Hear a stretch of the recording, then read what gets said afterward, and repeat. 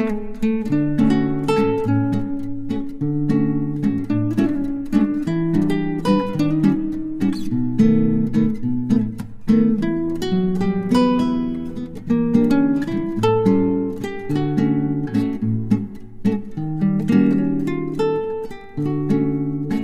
అండి, నమస్తే.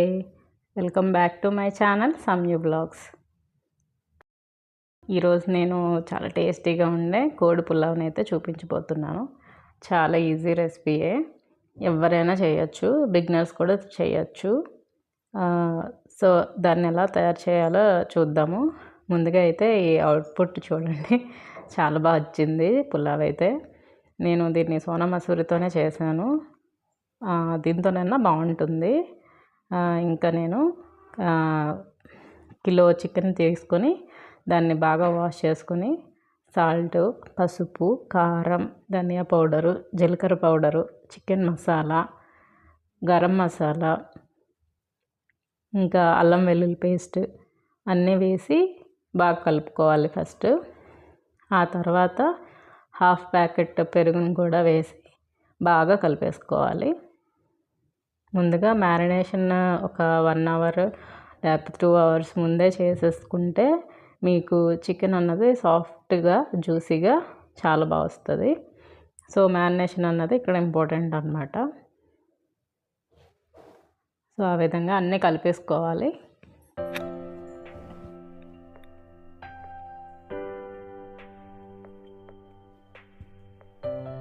అన్నీ బాగా కలుపుకోవాలండి. అంటే టైం కొంచెం ఎక్కువ తీసుకున్నా కూడా బాగా మిక్స్ అయ్యి కలిపేలాగా ఉండాలి. అప్పుడే చికెన్ జ్యూసీగా, టేస్టీగా ఉంటుంది. నేను ఇలా ఎప్పుడు మ్యారినేషన్ చేసిన హెరిటేజ్ కర్డ్నే వాడతాను. మన ఇంట్లో తయారు చేసుకునే కర్డ్ అయితే అస్సలు వాడను, చాలా తక్కువ.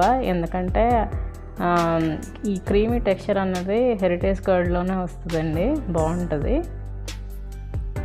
ఇంట్లో చేసుకున్న కర్డ్కి అయితే ఇంత టెక్స్చర్ రాదు కదా. సో అందుకనే నేను హెరిటేజ్ కర్డ్నే వాడతాను. ఇలా బాగా కలిపేసుకొని పక్కన పెట్టేసుకున్నాను. ఇప్పుడు నేను పులావ్కి కావలసిన పదార్థాలను తీసుకున్నాను అన్నమాట. బియ్యం నానబెట్టుకున్నాను, గరం మసాలా దినుసులు, అల్లం వెల్లుల్లి పేస్ట్, ఉల్లిపాయలు, పచ్చిమిర్చి, కరివేపాకు, ఇంకా స్టవ్ మీద కళాయి కూడా పెట్టేసుకున్నాను అన్నమాట.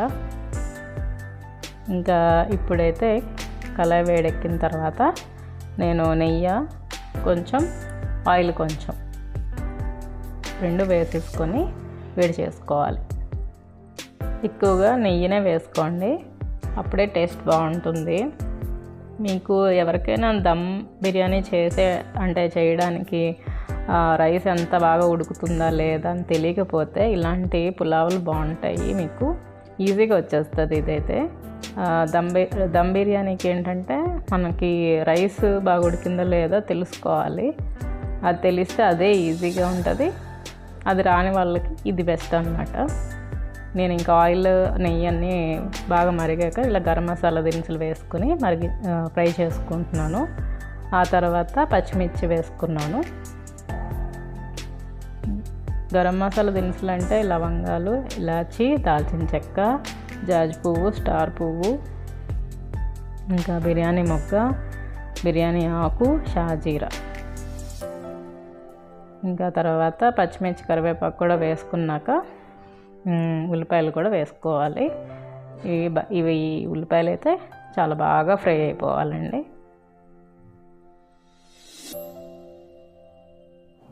అప్పుడే టేస్ట్ బాగుంటుంది. సో దానికోసం నేను సాల్ట్ కూడా యాడ్ చేస్తున్నాను.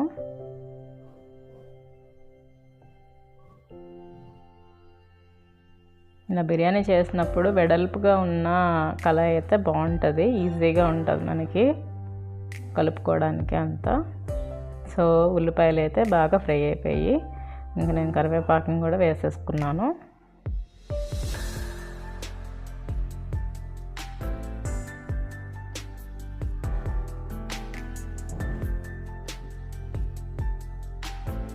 ఈ సండే అయితే మీరు ఇది చేసేసుకోండి. అందుకే నేను సాటర్డేనే రిలీజ్ చేశాను. నేను లాస్ట్ వీక్ చేశాను అన్నమాట. చాలా బాగా వచ్చింది.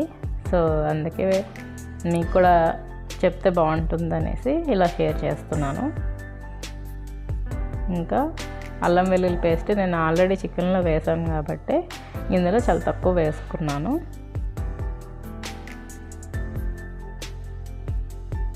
ఇది కూడా ఫ్రై అయిపోవాలి బాగా.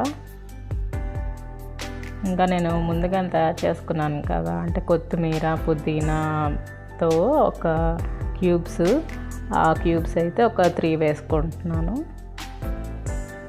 ఇది కొత్తిమీర, పుదీనా, పచ్చిమిర్చి, లెమన్, సాల్ట్, ఇవి అన్నీ గ్రైండ్ చేసిన అవి నేను క్యూబ్స్లా చేసుకొని ఫ్రీజర్లో పెట్టేసుకున్నాను అన్నమాట. ఇలా నచ్చినప్పుడు వేసుకోవచ్చు అనేసి. అవి కూడా బాగా ఫ్రై అయిపోయిన తర్వాత నేను ముందుగానే మ్యారినేట్ చేశాను కదా చికెన్ని, అది వేసేసుకోవాలి.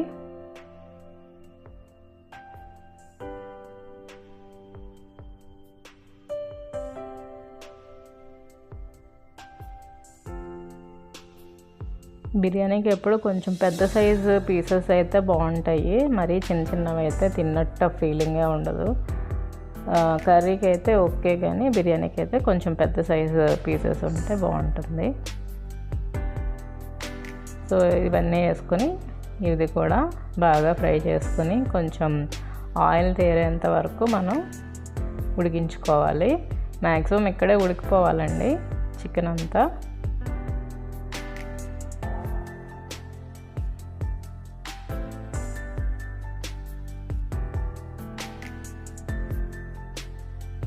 ఇంకా తర్వాత కస్తూరి మేతి కంపల్సరీగా వేయండి.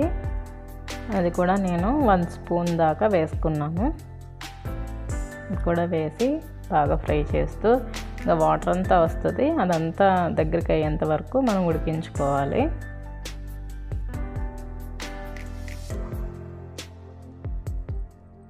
ఇంకా తర్వాత నేను మూత పెట్టేసి ఉడికించుకుందాము దాన్ని. ఒక 10-15 మినిట్స్ అయిపోయాక ఇలా వాటర్ అంతా రిలీజ్ అవుతుందండి. ముక్క చూసుకోండి ఉడికిందా లేదా అనేసి. ఇక్కడ మీకు సరిపోకపోతే సాల్ట్, కారం ఏది కావాలంటే అది వేసేసుకోవాలి. ఇంకా తర్వాత నేను నానబెట్టుకున్న బియ్యాన్ని కూడా వేసుకున్నాను. ఇది కూడా నేను 1 అవర్ అలా నానబెట్టుకున్నాను.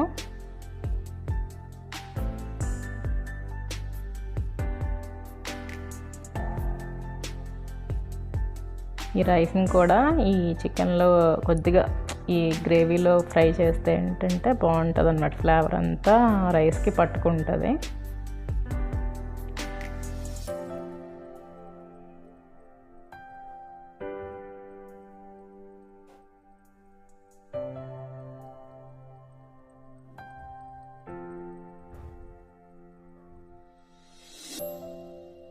సో అంతా ఇలా కలిపేసుకున్నాక నేను ఒక గ్లాస్కి 2 గ్లాసెస్ ఇంకొంచెం ఎక్కువే వేసుకున్నానండి వాటర్.